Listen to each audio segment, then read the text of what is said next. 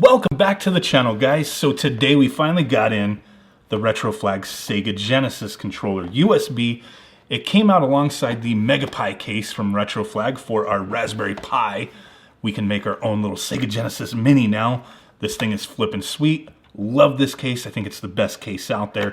Boom. Even has a little hidden compartment. You can hide some stuff in there, whatever the hell you want, right? Safe power and reset. I think this thing is flipping sweet.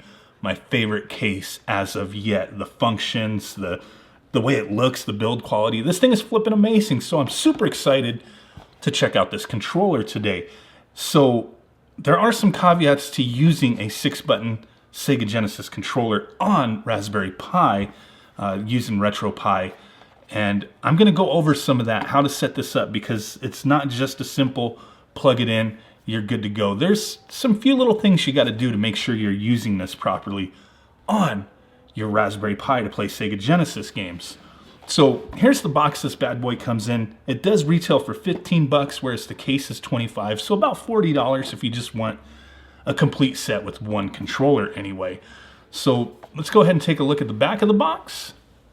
So here's the back of the box. There's some tech specs here.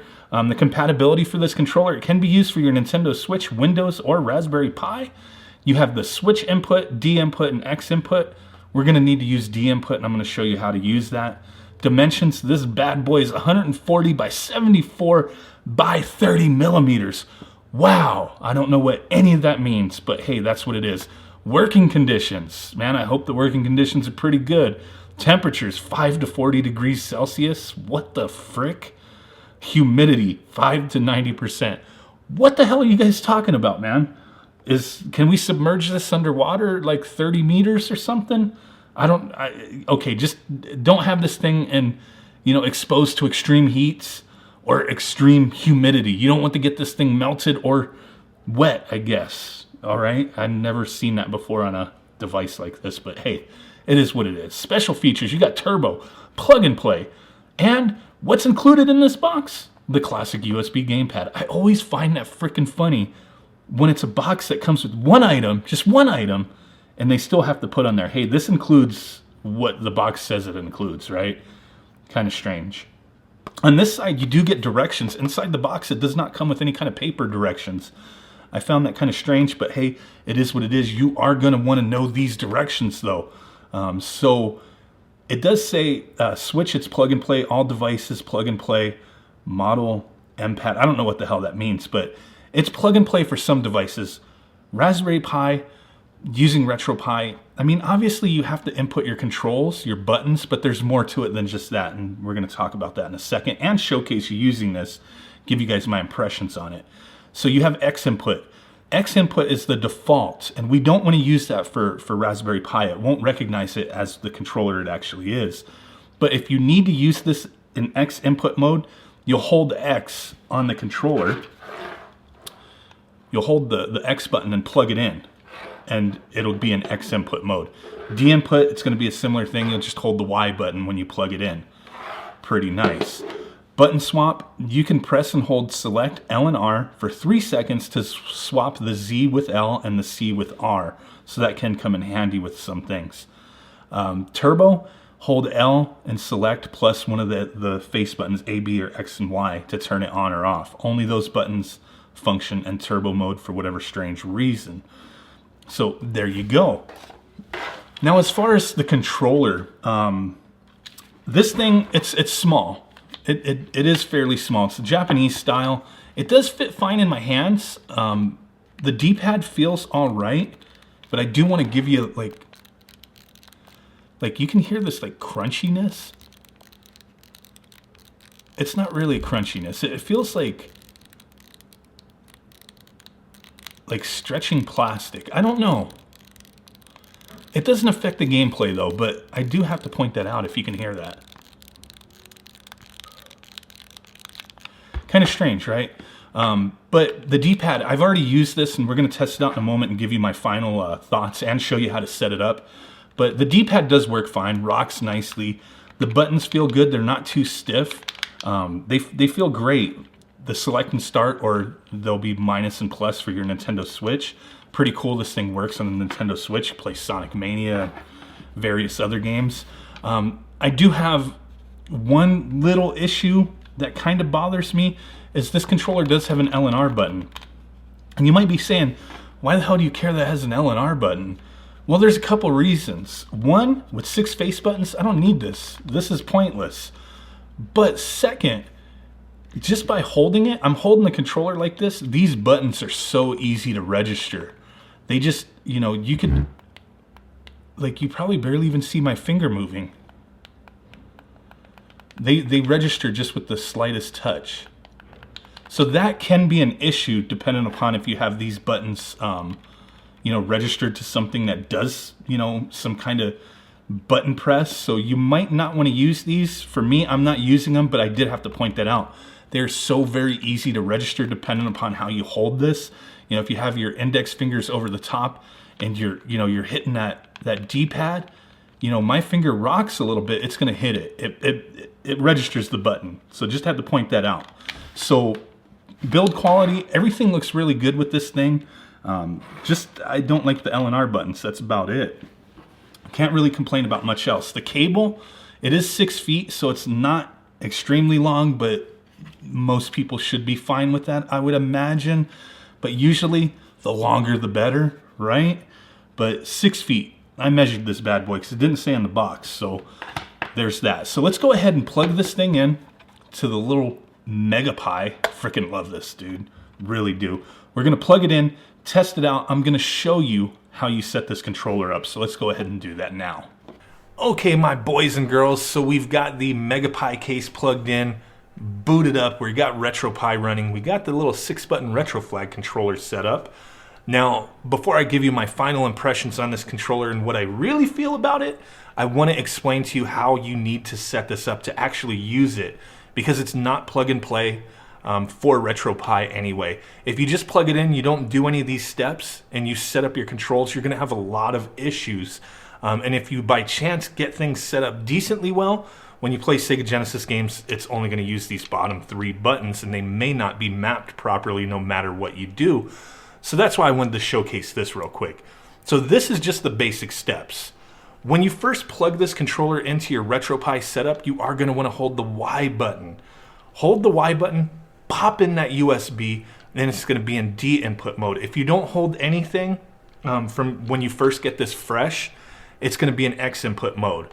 You don't want that because it's going to register as like an Xbox 360 style controller, and you're going to have a lot of issues getting your buttons configured properly. It's just going to be a pain in the butt that's not worth it. So D input, hold the Y button, right there, the middle button, plug it in. You only have to do that once, so you don't have to trip. It's not something you have to do every time.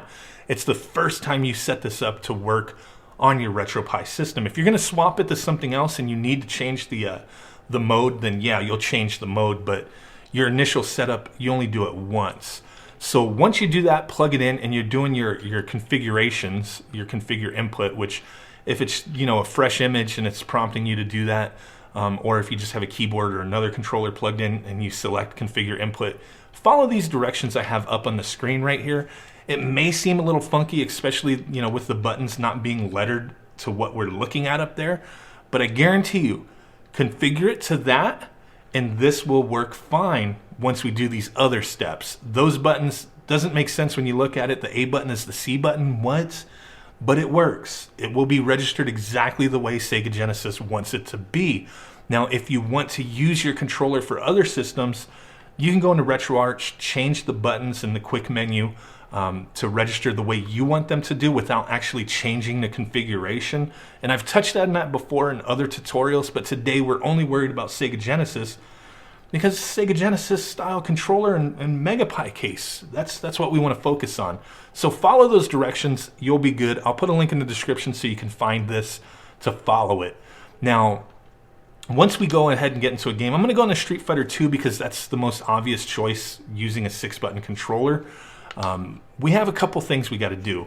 Nothing major, but if you do not do this and you do successfully map all your buttons, the Sega Genesis is only going to recognize these 3 buttons. So we have to set this to 6-button mode.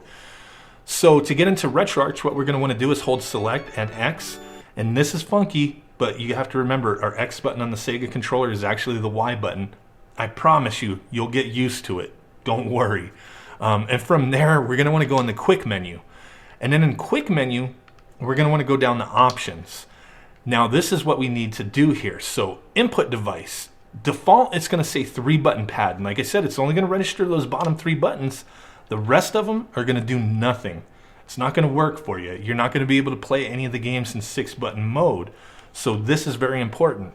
Go ahead and go to input device 1 if you're only using 1 and change it to 6-button pad. And then go ahead and get out of there.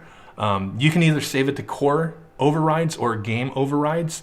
If you save it to core, it's going to save to whatever core you have loaded up for your Sega gaming goodness. We have Pico Drive loaded up. So I've already saved the core overrides. Anytime I load this up in Pico Drive, it's going to recognize this as a 6-button controller. And that's pretty much all you have to do from there. The only other thing you might want to do is go into settings and go into input and make sure your hotkey binds are good, because they might not be to what you need them to be. The main ones you need to make sure you set up or make sure they're set up properly is going to be quit RetroArch, which normally I just have it to the start button. And then there's going to be 2 more. The rest of them are just optional. I don't use anything else but the ones I'm telling you right now. Enable hotkeys, that's the main one, because otherwise you can't do any of the stuff I'm showing you. Enable hotkeys, always select button, but it should auto set it to select if you did, your emulation station configurations properly. And then the other one is going to be menu toggle. That's where, like I said, it's registering the Y button as the X button, and we want that for this controller, but you could change that if you want. Menu toggle, that's the button that's going to bring up when you hold select. It's going to bring you into the RetroArch, options and all that stuff. So let's go ahead and get out of this and give you guys my impressions on this controller. So I've used this controller a little bit. The size doesn't bother me. Doesn't bother me at all. Yeah, I wish it was slightly bigger, but I'm fine with the way it's sized. Not a huge deal breaker for me. The buttons feel fine. The D-pad, like I said, you put a little bit of pressure on there and you're rocking it. It sounds like it's stretching plastic. I have not taken this apart. I may do a teardown in the near future.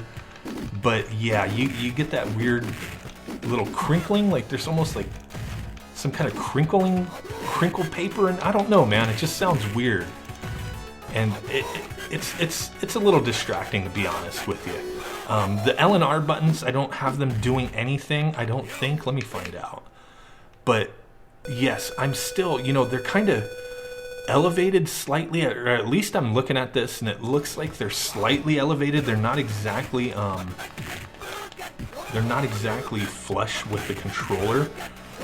And it looks like this side, the R button is slightly raised more than the L button, just like slightly, like a fraction of a millimeter. It's noticeable to me. Not a huge thing, but I have to, these buttons aren't registering as anything, but I have to kind of keep my fingers away from them because I will click them non-stop playing this game. I don't suck at this game, I'm just not paying attention right now, so don't knock me, guys. But the buttons, everything registers fine. It feels fine. I just have to stay away from the L and R. The D-pad, it works, and it works extremely well. I don't know. I don't like that, guys. I really don't like that. For 15 bucks, it looks good. It feels nice, but that weird, if you're not putting pressure on it, if you're just floating your finger, you're not getting that. But the second you put some pressure, it's making that noise. And I'm not gonna, I'm gonna take care of my controllers, don't get me wrong, but I'm not gonna sit there and be extremely gentle. Especially you get into the moment, you're all fierce with this, trying to play some fighting games, and it is distracting, guys. That flaw, it doesn't affect gameplay, but it does annoy the crap out of me. The L and R buttons are annoying me. A for effort, definitely. It looks solid, it feels good, it plays well. But just those little flaws to me make this not the perfect Sega Genesis controller. It's still a damn good one. And for $15, it's kind of hard to say it's not worth it, because everything's fine. It's just those little nitpicky things that are bothering the hell out of me that may not bother you. So it's, you know, the placement of the LNR, them actually being on there, them registering by me keeping my fingers up there. Sure, you can do this instead, but I typically rest my hand like this, and when I rest my hand like this, I'm gonna hit those buttons no matter what. I'm not disappointed that I bought this, but I do kind of wish those weren't there. I do want to find out what's up with the D-pad. A little bit of annoying stuff, but not a deal breaker for me. If those issues aren't something that you think will bother you, then yes, I recommend the controller. If you're just somebody who expects perfection, then no, do not buy this. I hope this video was helpful, at least showing you how to set this up, giving you my thoughts on it. Would I buy another one of these? Being honest with you, no, I wouldn't. Just because those two things are annoying me, even though this feels like a great controller. Maybe I'll revise my thoughts on that later once I open this up, because I really want to find out what that crinkling noise is, and maybe I can just disable these or glue these down, because I don't want these LNR buttons. They just bother me. But let me get out of there, man. I'm getting my ass whooped. Really do appreciate you guys stopping in, hanging out with me for this extended video showcasing this controller. Wish I could have showcased it with the system by itself yesterday, but I think it kind of worked out better to where I could spend more time focusing on this to share my thoughts with you guys. So appreciate it. Smash that like button. Make sweet love to that notification bell. Subscribe if you haven't done so already. We are skyrocketing. I'm looking at it like we're skyrocketing. 25,000 subscribers. Hells yes. I do appreciate it. You guys are awesome. Keep sharing the channel. Keep watching. Keep recommending stuff, sharing, all that good stuff. I read all your comments. Thank you. And with that said, I will catch you guys next time. Peace out, bye-bye, and boom.